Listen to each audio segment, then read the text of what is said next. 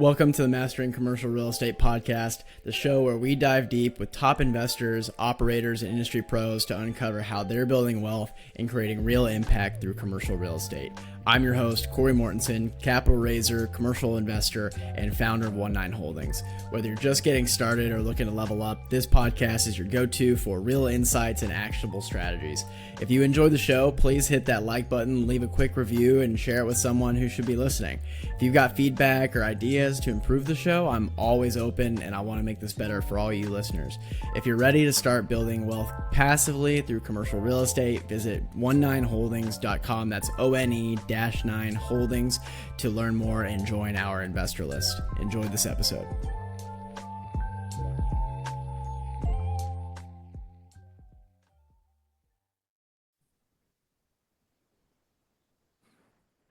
Hey everybody, and welcome to the Mastering Commercial Real Estate Podcast. I'm your host, Cory Mortensen. Today we have an incredible guest, Mac Shelton, co-founder of Sweet Bay Capital. Mac has rapidly built a successful multifamily investment firm, scaling from small student housing deals to a portfolio of nearly 200 apartment units across the Southeast. Before diving into real estate full-time, he honed his financial expertise in private equity and capital markets. This gave him a unique edge in underwriting and structuring deals. His insights have been featured on platforms like Bigger Pockets, Best Ever CRE podcast, The Multifamily Takeoff, and Virginia Business. In this episode, we'll explore his journey from finance to real estate, the challenges and wins along the way, and how he's strategically growing Sweet Bay Capital. Mac, welcome to the show. Thanks for having me on, Cory. Absolutely. So let's just get you introduced to everybody listening. Tell us where you're from, how you got started. I mean, I already mentioned it a little bit, your start in private equity, capital markets to real estate. So kind of bridge the gap for us. Sure. So I grew up in Cary, just outside of Raleigh, North Carolina, and started out after college actually in private credit for a year before the first company I started working for got sold and they laid off the whole investment team. And it actually worked out kind of well for me because it sort of let me skip a year in a entry level role that was kind of a stepping stone anyway, and helped me land a job in private equity in San Francisco back in 2018. We were really looking at companies across the industry spectrum. We stayed out of real estate and oil and gas, but just about everything else was on the table, software, consumer products, business services, healthcare. And in that role, I was specifically focused on, we called it capital markets, basically the debt and equity side of things, right? So we were negotiating all of the loan docs and credit facilities for all of our deals, and in a lot of cases, raising additional equity outside of our funds for co-invest in leverage buyouts.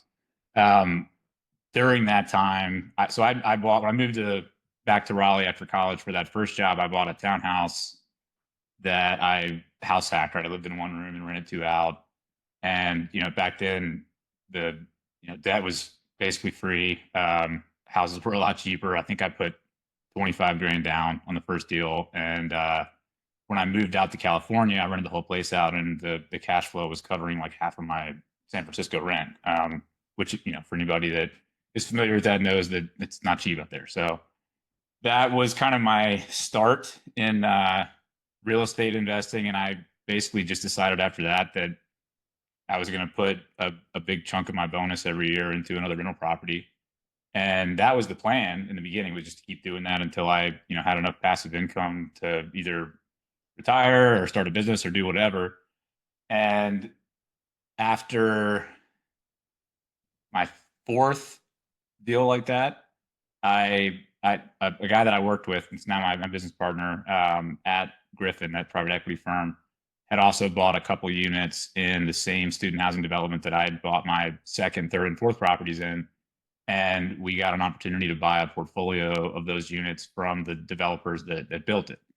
And that was our first experience raising money for our own deals. I'd been involved in raising billions of dollars on the private equity side, but not, based on my own track record or my own deal. So we didn't really have any idea how hard or easy that was going to be, but it was about the easiest deal to sell that you could think of, because we'd already owned 5 of those houses in the exact same community. It was basically like fractured HOA, build to rent. Like they would have called it built to rent today, right? But in 2008, I think it was cottage style student housing. Right? And there's still a lot of those around the country. This one was just unique in that it wasn't like a single owner like a lot of them are, right? There were a lot of parents of students that owned in there, and then also investors. And we'd owned 5 of them for 2 or 3 years. They'd all outperformed our initial underwriting, and so it was pretty easy to pitch to investors like, hey, we know how these perform because we personally own 5 of them and we're just buying 11 more, right? And we put a little pitch deck together. We needed 300 grand, sent it out to 50 people, I think, and we could have raised $2 million in a week if we needed it. And that was sort of a light bulb moment that, oh, okay, we could go after deals big enough to actually create a viable business, right? Instead of just a side hustle, while we both still had day jobs at the time. So that deal, it was a lot different than our current focus in that there really wasn't there really was no value add component. It was just, we bought it at an 8 or a 9 cap, put 4.5% debt on it. And we didn't, know, obviously how the market was going to progress from there, but we had seen prices, go up 50+% in very similar markets, and maybe even in Columbia to some extent, where this was Columbia, South Carolina. Columbia had already seen a pretty good uptick in property values, but not compared to other sort of SEC college towns. And we bought that deal in October of 2021. I think we signed it up in August. And, we'd already seen it kind of happening everywhere else. And it just happened to start in this development about a month after we closed. So at the time, it just worked out really well for us, right? We had one of the units under contract to sell before we closed on it. And we 1031 into a larger one. Anyway, long story short, that deal ended up being a 2x in 15 months, 76% IRR. And that made it even easier to raise money for our second deal. We also 1031 the proceeds from that deal into our second deal, which helped with that first fundraise. So that's kind of how we got into syndicating real estate deals as opposed to just doing them on the side for extra income. And once we had that exit and then closed our second deal, that's when we both, left our day jobs and started doing this full time. That's fantastic. Yeah. And over how much time did it take you to feel confident looking at these deals and going out and raising the money from when you left that kind of private equity and capital markets job? What was the learning curve like for you? I mean, the underwriting is simpler than buying a company, right? And it's also much more repeatable in that there's not that much different between two multifamily. I mean, there's differences, but every multifamily deal is more similar to the next multifamily deal than a software company is to a dental practice roll up, right?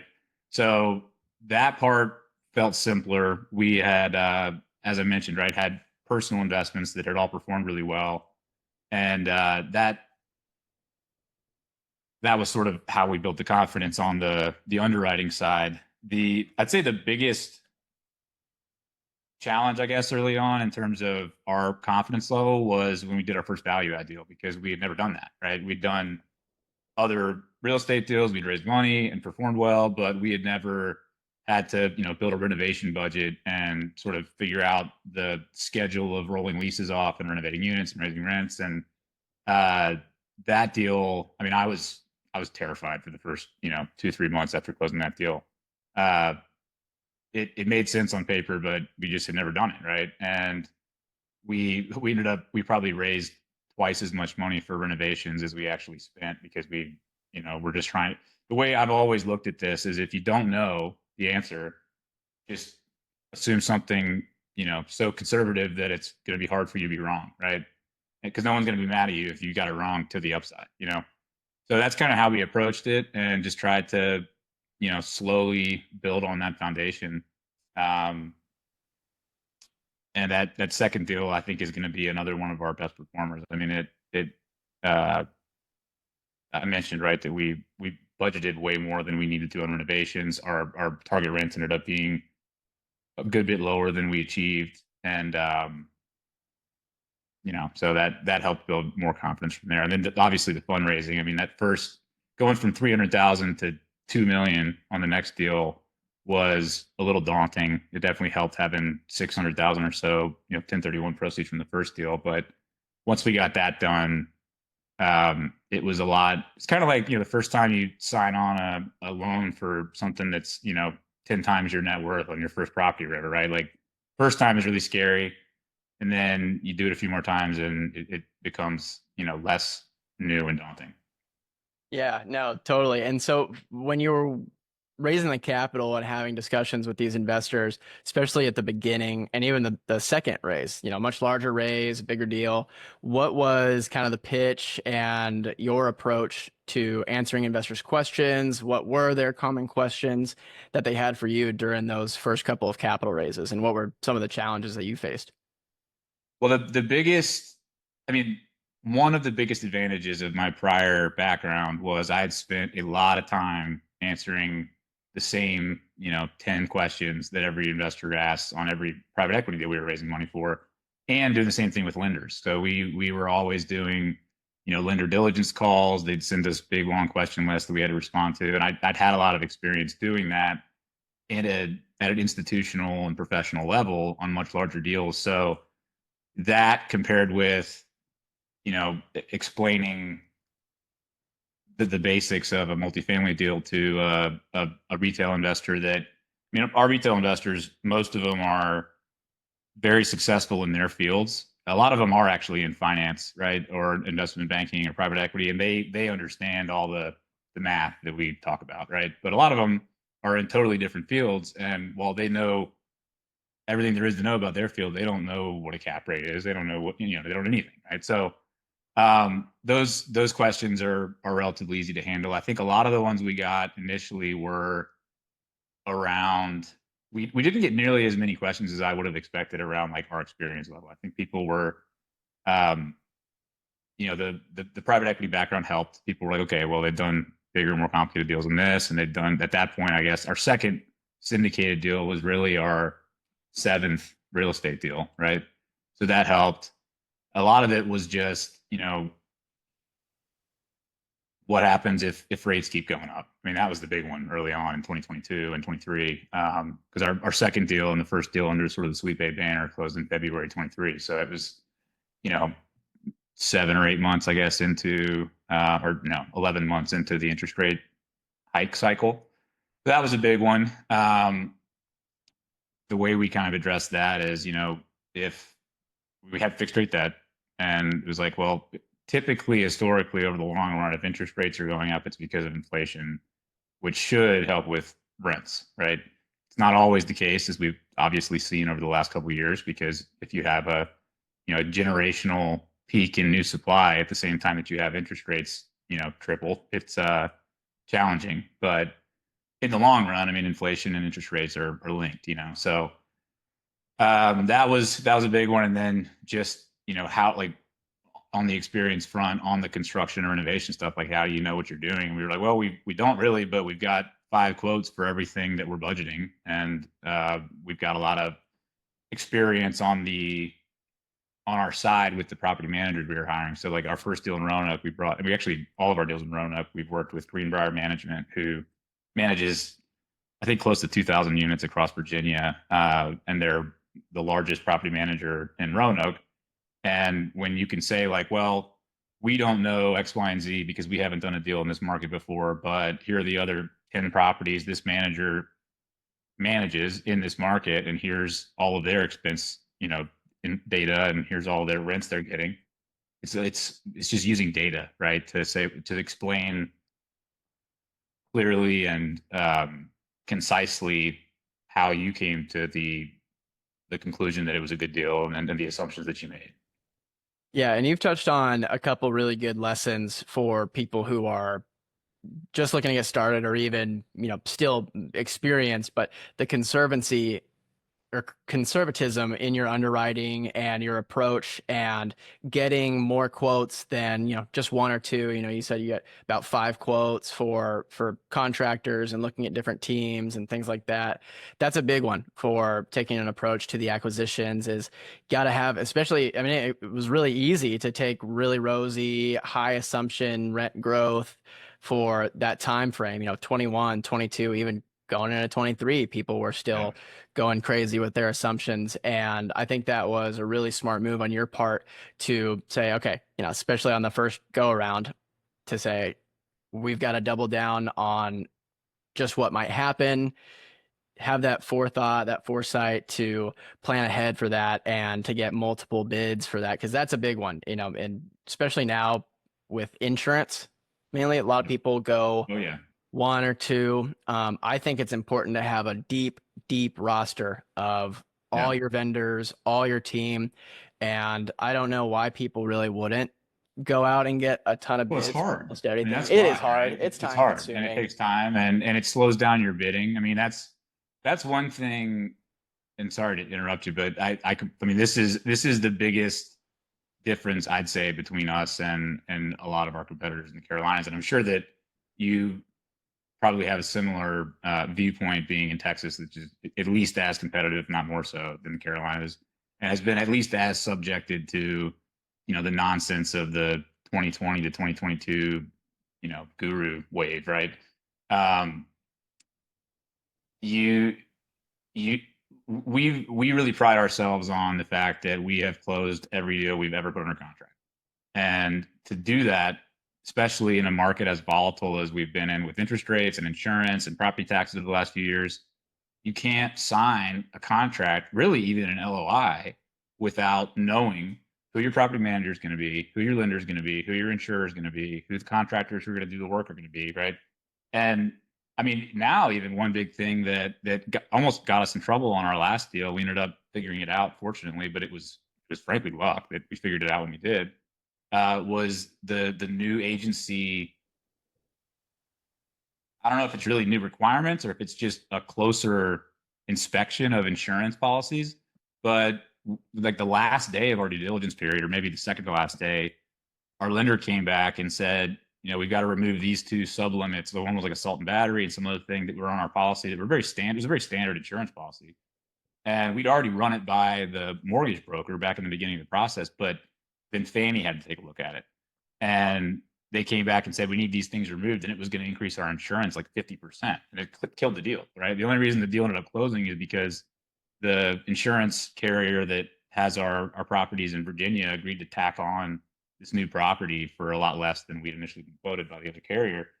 But, without that, it would have killed the deal. And I think you have to be very careful using sort of rule of thumb type assumptions around stuff, or even relying on historical numbers from your portfolio, right? It used to be that if things are relatively stable, you can say, okay, I've got, two other properties in this state that are of similar, or maybe this market, ideally this market that are of similar age and, size, whatever.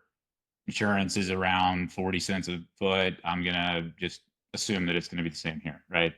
And not really dig in. And you're probably going to be, plus or minus 10% right. But with how volatile it's been in the last couple of years, you just can't do that, right? I mean, you might be right, and you might be completely wrong. And it's you're not going to be wrong to the upside. Like it's your insurance is not going to come back at half of what you thought it was going to cost. It's going to come back at double what you thought it was going to, right? So that level of kind of pre-diligence before you get into a contract or an LOI, it makes it harder to get to win deals because it takes longer to check all those boxes before you submit. But it makes the process much easier going forward, and it makes the fundraise easier because you're not changing your numbers halfway through the fundraise because you were wrong about a bunch of assumptions, and it just helps build credibility that you're a closer. And that's, I think, becoming more and more valuable since when we first got started. It was always valuable, but it wasn't that hard to raise money. It wasn't, there were people that would just kind of close over issues because they were focused on fees instead of promote. And, people took the highest bid. They didn't worry so much about, is this a real buyer? Now I think it's been so much tougher that that track record of really doing what you say you're going to do is a real asset in getting deals under contract in the first place. And when you're talking to the bidders, the vendors, what are some tips that you have for talking their language? Is there any type of, to someone that hasn't done it a lot, they may not know the right questions to ask it, and outside of, can I get an insurance quote? Can I get an HVAC quote? Can you show up, what in terms of scheduling or speaking, like I said, speaking their language, is there any tips that you have that the average or newer investor wouldn't know about when speaking with vendors and getting the business plan executed with everybody, contractors and such? Well, if I ever figure out the contractor thing, I'll let you know. I'm still working on that one. I mean, we've made progress on it, but it's always tough because contractors they're sensitive, you know.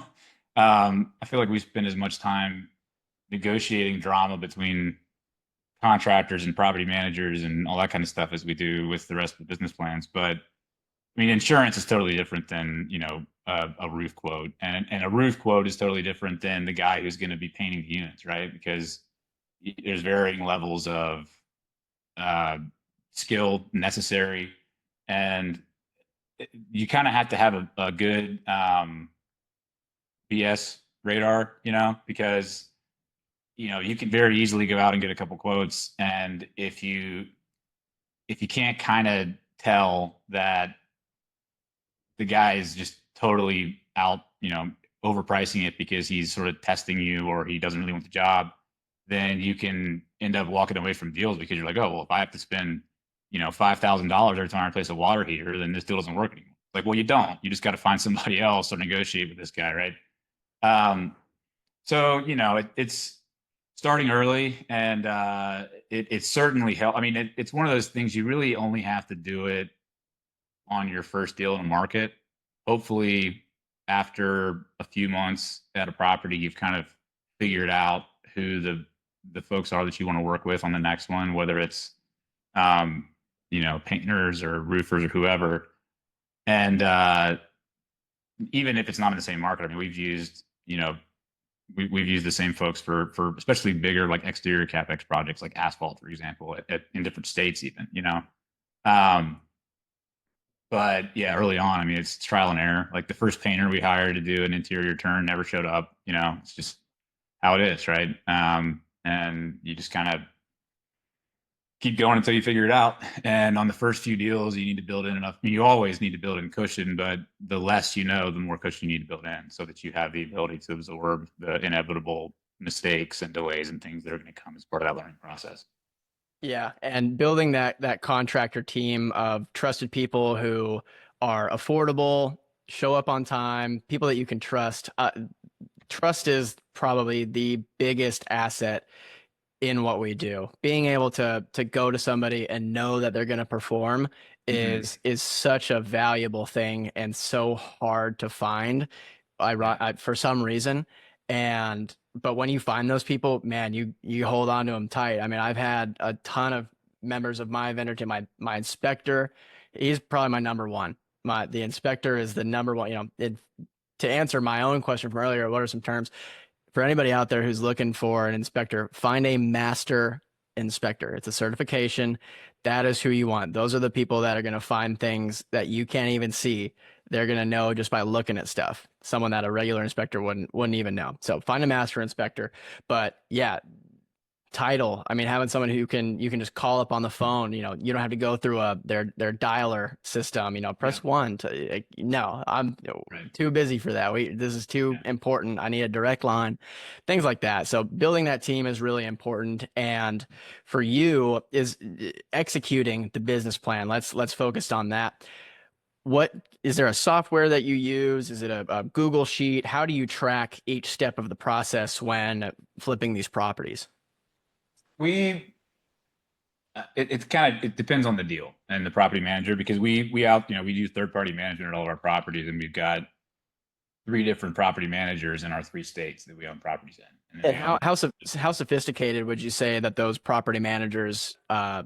Are they using a lot of tech, or is it a lot of just email and Google Sheets? What's kind of the stack? it's it kind of varies between the managers, but also at different levels. So, for example, we don't expect the people on site managing the property to be CPAs, right, or really even know any accounting, right? We need to be able to put invoices in correctly and use the whether like we have one group on Yardi, one group on Entrata, and one group on Resman, and they need to know the software systems and be able to use them effectively. But I'm not going to ask some nuanced accounting question to the community manager. I'm going to call either the accounting or the regional or the CEO, and we're going to have that conversation.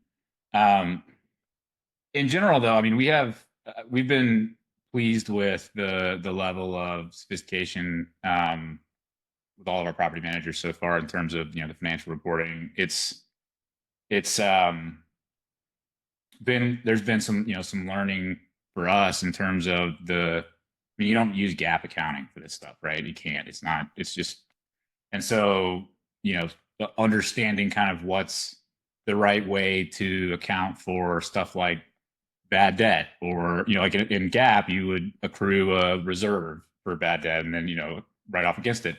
But with Yardi, for example, like I've been wanting to do that for a while, but we can't really do it because if you do that, it factors into the tenant ledger. And so like then if you go to evict somebody because they're not paying, they're like, well, you already built in this reserve. Like it's more complicated than just accounting. And so there's some learning stuff like that on our end too. But for the most part, as far as like the systems that track stuff, I prefer Excel. We use Google Sheets with at least two of our property managers right now, and we'll probably end up. We just started with a third one in Columbia until we closed last month, but we'll probably end up with a Google Sheet there too. As much as I hate Google Sheets, it's just it's easier to do the whole like collaborative thing with Google Sheets. But we have basically trackers that we've built and kind of refined over the years and the deals to track things like how much we're spending on each unit renovation and the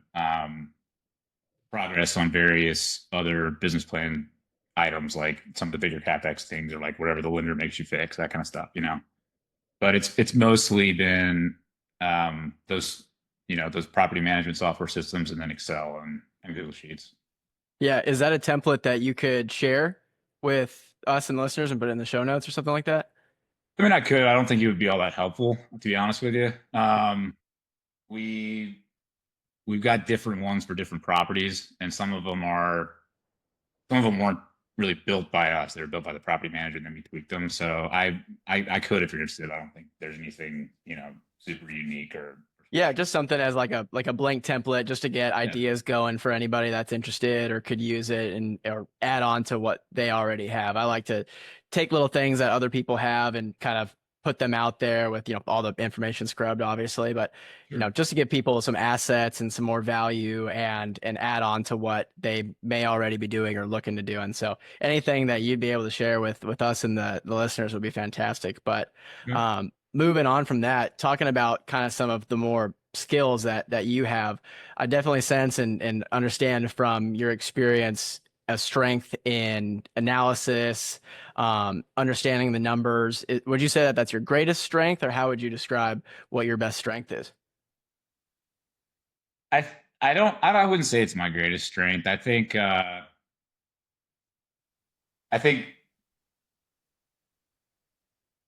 being able to sort of absorb all that information and synthesize it into a view, right, that is coherent and internally consistent, and then have the conviction in that view to actually take action on it is a skill that is basically a requirement in any kind of investing, right? Especially illiquid investments that are going to involve a multi-year business plan like ours, or business acquisitions. And being able to do that in an efficient way and not just analyze all day and never making decisions.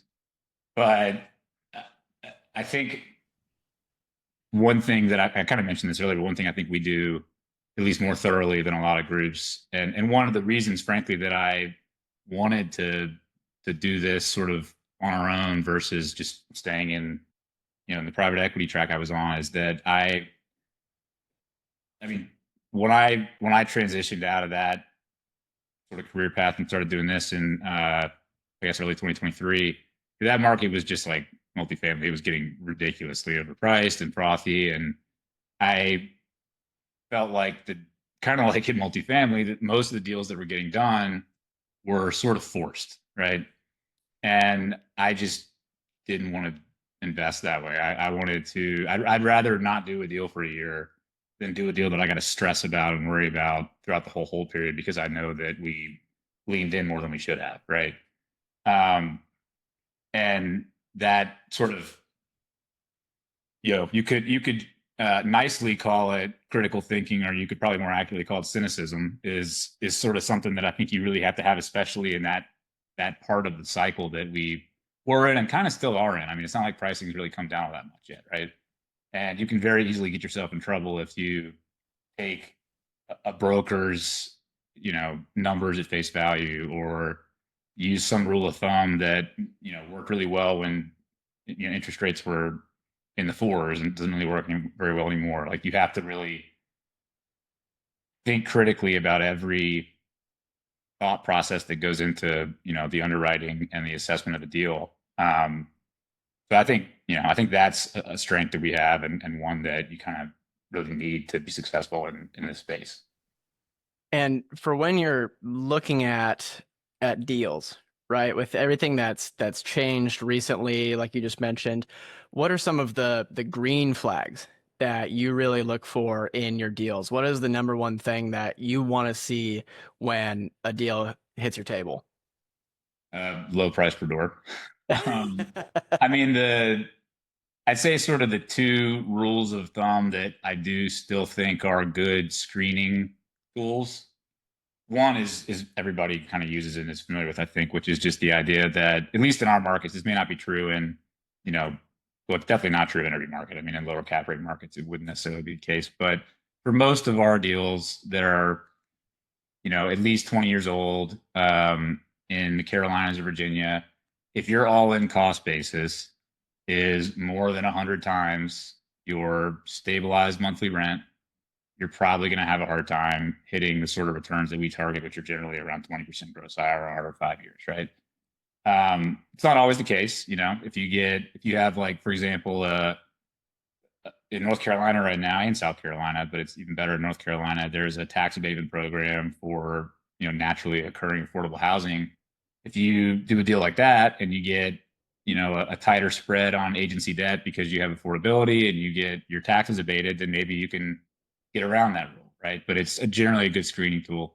Another one that I've really been focused on in the last year or so for us is, if I don't see a path to an exit at least 25% higher than our all-in cost per door, I'm just not going to even look at it, right? Like, I'm not going to. And I get so many deals from, especially like in the Carolinas, from brokers that, they do the whole wind up of why it's a great deal, and then they tell me they want 100 a door or 110 a door for a 1970s asset, and I'm like, no. Like, maybe if it's I mean, I don't know if there's probably a few exceptions, but for the most part, if I'm looking at a 70s deal and I'm paying 100 a door, I'm probably going to spend with, let's say you're doing agency financing right now, you're going to have to do a buy down, because it makes sense to do a buy down right now on just about every loan.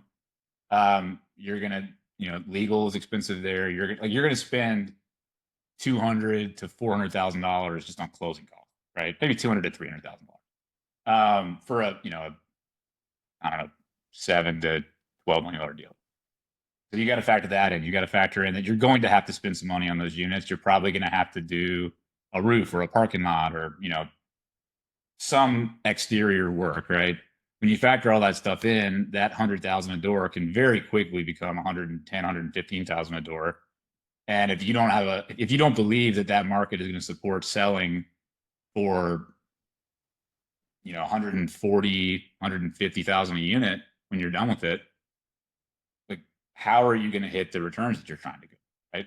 And I think that sort of thinking about what it looks like to the next buyer process didn't get enough attention over the last few years. I would actually we just recently had to pass on a deal that I really didn't want to pass on. I really liked the deal, but it if you kind of used market, comps and cap rates for the last few years on average or whatever in this market, like the cost basis was very compelling for the vintage and the market.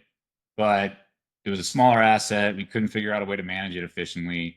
And I mean, after talking to every property manager, out there for it. And if you looked at the sort of price per door that the broker was convinced it should trade for, that I really wouldn't be surprised if it did trade for down the road, just given where it was.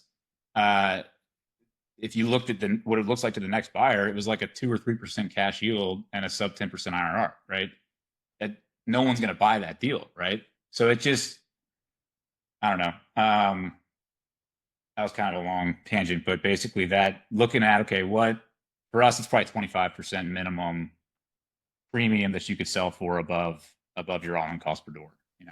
And when you're looking at your assumptions for, let's say, exit cap, are you Mhm. doing half a point lower than stabilized, or how are you kind of approaching your assumptions with exit cap, which is, probably the most important Yeah. assumption you can make? We'll just start there. So for a while, we sort of used 2018 as a baseline because that was kind of the last time that we had a hiccup in the debt markets and, rates start like the taper tantrum sort of thing. Um, and I still think it's a pretty good baseline, actually. But the challenge is the last time interest rates were this high, multifamily was a totally different asset class, right? There really wasn't institutional money in the space unless you're talking about like brand new Class A development. And that you can't, you can if you look at cap rates in, the 70s or 80s, like you're never going to buy anything because it's just not the market we're in today, right? So that it's hard to really just look at history and figure out a good precedent. But we thought that was a decent one. We also have started building we have a separate tab in our model for exit analysis. It's basically a very quick underwrite for the next buyer. Okay, if they have similar debt to us and they've got similar closing costs and two or three, we have like adjustments for insurance, taxes. Some of our deals, there are rent restrictions that won't necessarily apply for the next guy, so we'll build that in and just kind of look at what sort of cash yield, and if they're doing a 5-year hold and sell for the same as their entry cap rate, what's their IRR look like? And it doesn't necessarily need to be a 20% IRR and a 6 or 7% cash yield, but if it's a 3% cash yield and a 10% IRR, then the exit cap rate in our model is probably too low, right? So that's kind of how we've approached it. Um, the main thing I'd say is you need to think about why anybody would buy this from you at that price, given the cash yield that's implied by it where debt is today, right? Because if you just look at CoStar, I mean, every CoStar report with cap rates looks the same. It goes like this, and then it hits today, and then it goes like it's just a steady flat decline because they're just assuming it's all gonna it's all gonna be okay in the end, right? But like, there's no real basis for that, right? There's no basis to expect rates to come back down anytime soon. So we just don't. Yeah, using the comparative approach to exit caps, using even recent closings with similar asset type is kind of a flawed approach Mm-hmm. in making that assumption, because while current assets are trading at that cap rate today with the current market, who knows what things are going to look like in 5 years, 3 years, even next year. Things have changed. I entered commercial real estate out of the love of how steady it was over the long Mm-hmm. term, and that you could make pretty accurate assumptions Yeah. over even 10 years. And my luck has proven that this is now one of the most dynamic and quickly changing industries. And I love the fact that it was archaic, because I was like, well, I'm going to come in with a fresh, new tech driven approach. Now that there's so much technology and information that is now coming readily available to even, brand new investors. When I was learning about commercial real estate and doing my college studies, got a long time ago now. Um, that was really hard. It was hard to obtain information. You had to Mhm. basically guess what was happening in on the paper through LoopNet Yep. listings, and public commercial, and even trying to get information from the brokers was difficult. They would gatekeep and things like Mhm. that. And so now with how much information there is, even with knowing what exit caps look like today, it's hard to tell what is going to happen. And you do have to kind of just use your intuition, trust your business plan. The exit planning, I think, is what solves a lot of that question. And thinking of, okay, who's my end buyer? How do they typically buy? How do they typically underwrite? What are they going to see? What are they going to want to purchase at?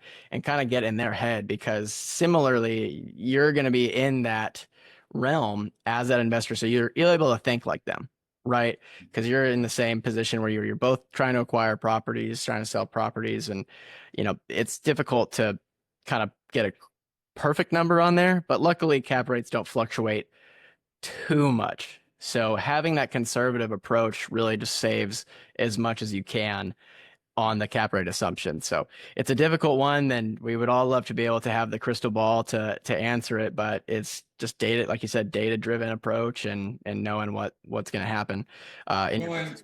and balancing your IRR. I mean, I think I don't know if everybody. I know everybody doesn't always focus on IRR, but because of our backgrounds, that's always been the metric we gravitated towards because it's the best Yeah. metric. But I mean, it's the best return metric for illiquid, inconsistent cash flow kind of investment. But we also look very, closely at cash yield, and if a deal, I mean, there's always exceptions, right? But I'm going to be very wary of a deal that is showing a cash yield below, like on average over a 5-year hold, below net to our investors 6%, which is probably something like 6.5, 7%. Right. Um, and if you've got fixed rate debt and you're earning 7-8%, gross cash yield on average over the 5-year hold, there are only so many things that can go wrong, right? Because your DSCR is going to be at a safe margin. You're not going to have to worry about. I mean, as long as nothing crazy happens, you're not going to have to worry about making debt payments. And if the market's not there when you were ready to exit in your model, just wait, right? And you're still getting a decent return.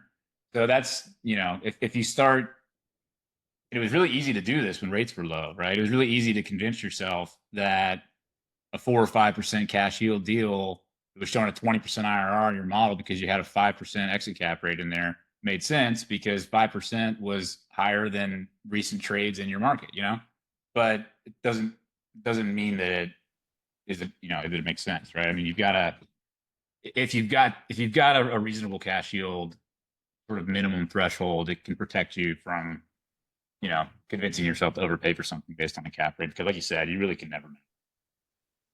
Yeah, 100%. And that's completely correct. And for anybody that's listening and they're not on the technical side of things, this is a very technical conversation and a lot of terminology thrown around, a lot of percentages and things like that.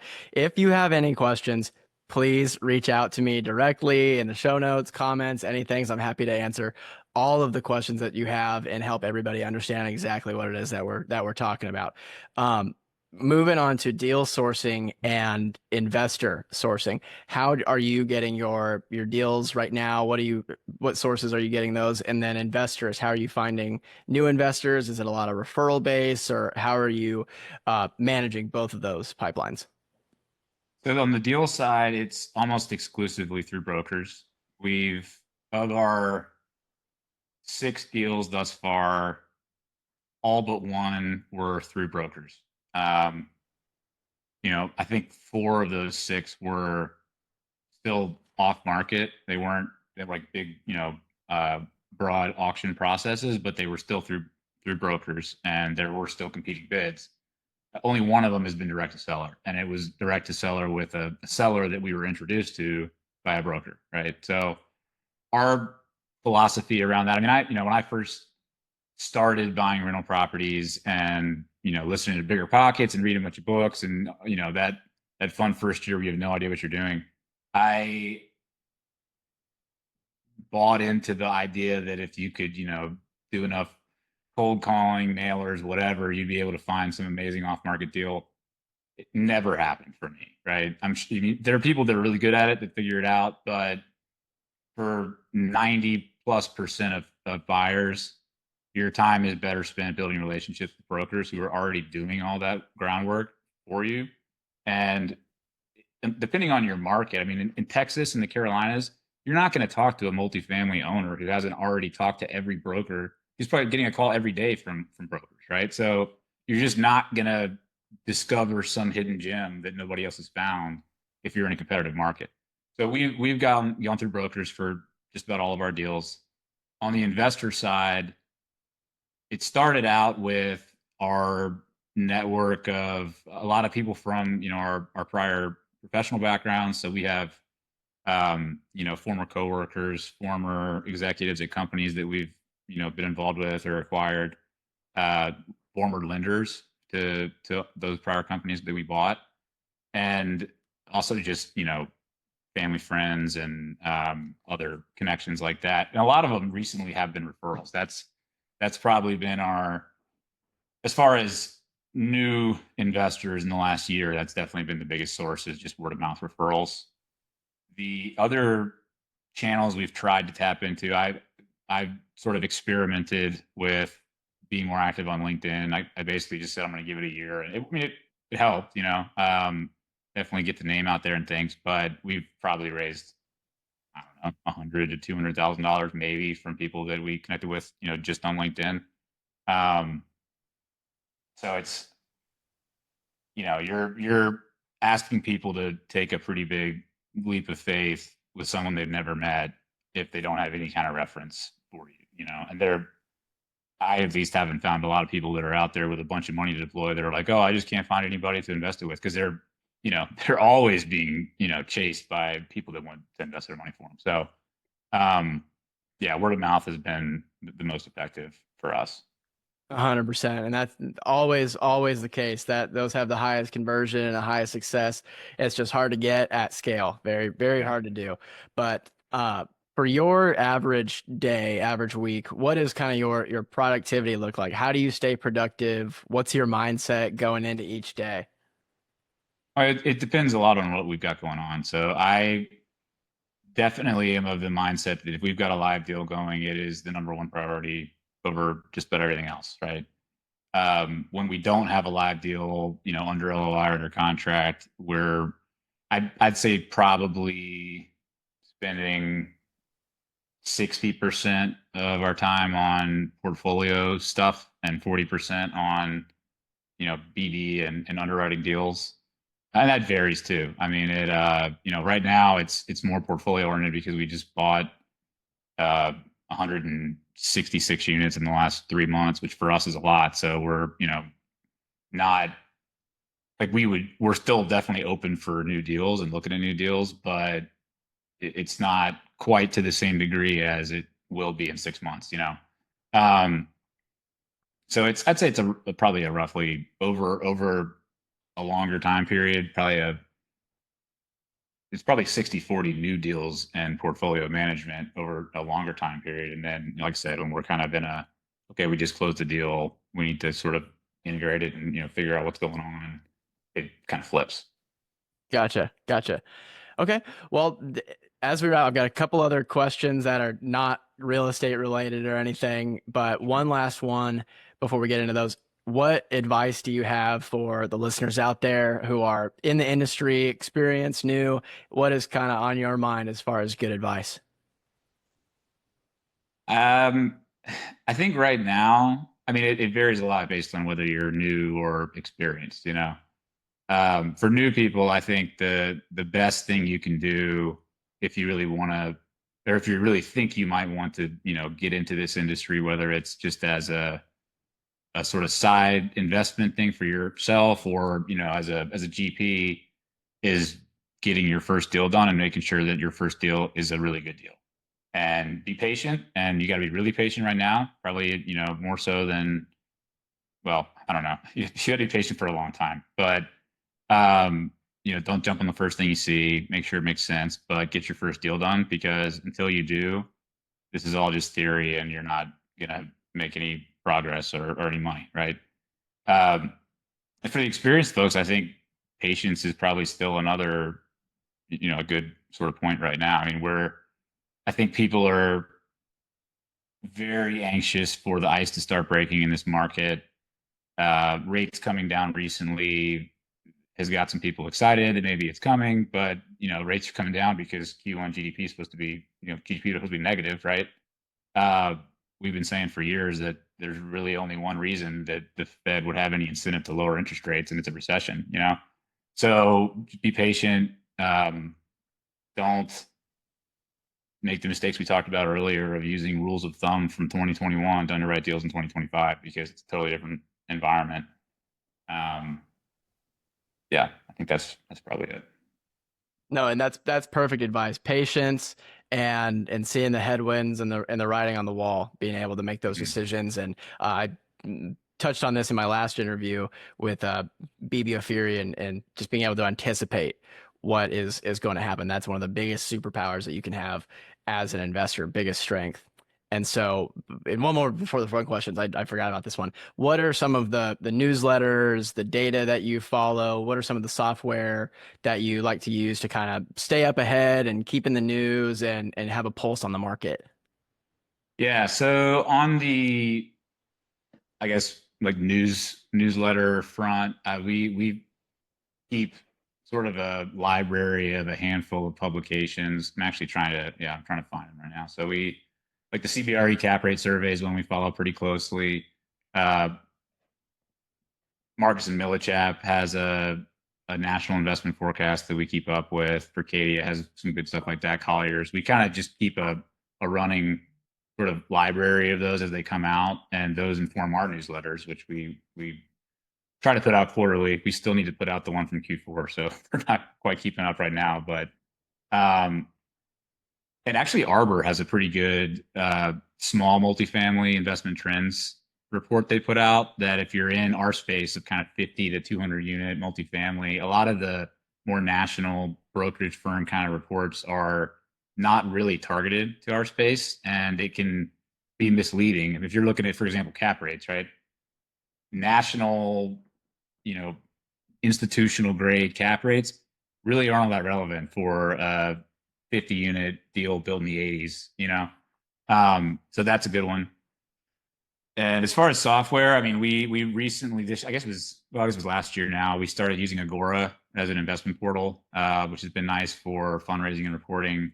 Besides that, it's really for us mostly Microsoft Office. We tried some underwriting software last year that I think is a really great program. I just, we've both been so steeped in Excel our whole careers that trying to learn something else is just kind of, it's like, do I really want to invest the time to learn this, hoping that it's going to be more useful than this tool I've already been using forever. So, um, still looking for a good CRM. That's something that we need because our, tracking in Excel is getting a little ridiculous, but, haven't really found the perfect one yet. So still working on that. And we use MailChimp too for like our newsletters and you know publications that we put out to the whole network. Yeah, those are good. I've heard of a few of those. I would throw in Real Estate Lab is a great one for investment analysis and pipeline for that. They work out of G Sheets, and so everything is very Excel styled and a lot of templates for underwriting. There's multifamily, construction, development. There's a couple other models in there as well, but they also have a CRM for properties.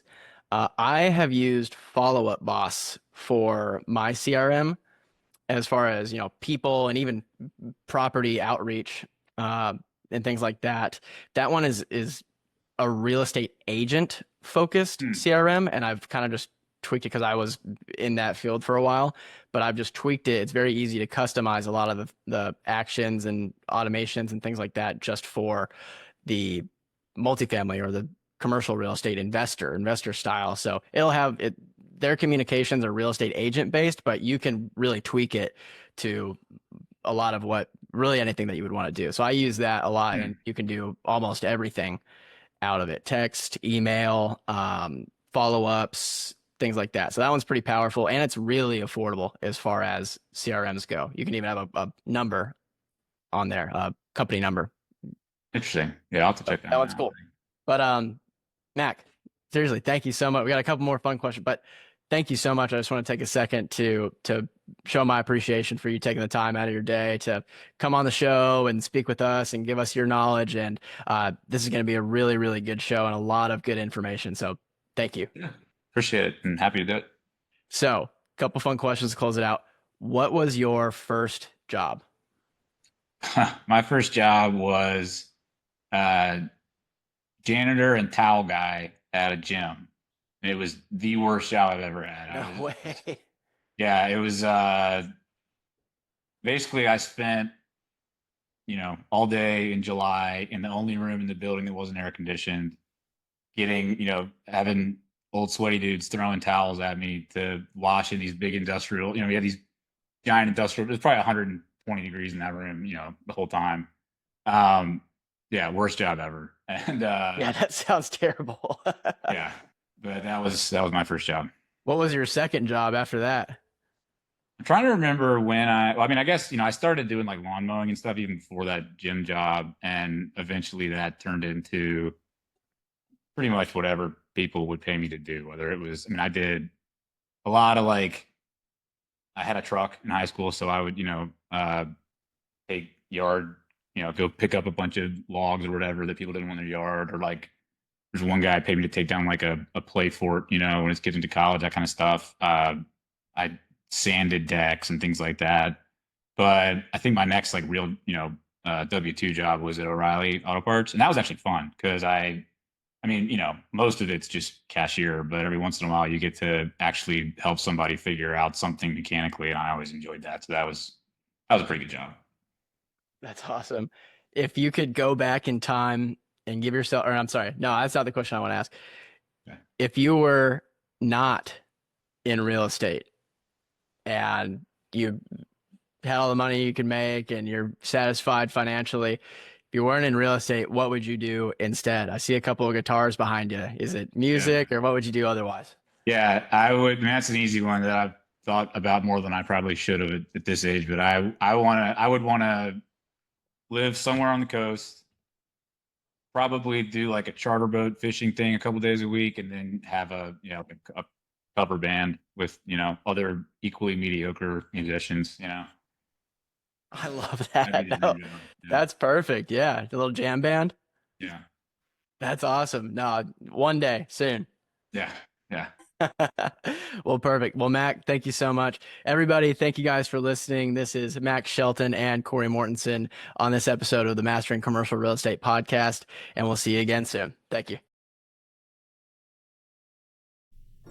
Well, that's a wrap for today's episode of the Mastering Commercial Real Estate Podcast. Thank you so much for listening. If you enjoyed the episode, go ahead and give it a like, leave a review, or share it with a friend. It really helps us grow and reach more people who want to master this space. If you have any feedback or ideas to improve the show, reach out, leave a comment. I'm always looking to make it better and tell us what you like or didn't like. And don't forget, if you're ready to start investing passively and want to learn more about upcoming commercial real estate deals, head over to ONE-9 Holdings. That's 19 Holdings, and join the investor list. Thanks again for listening, and I'll catch you on the next episode.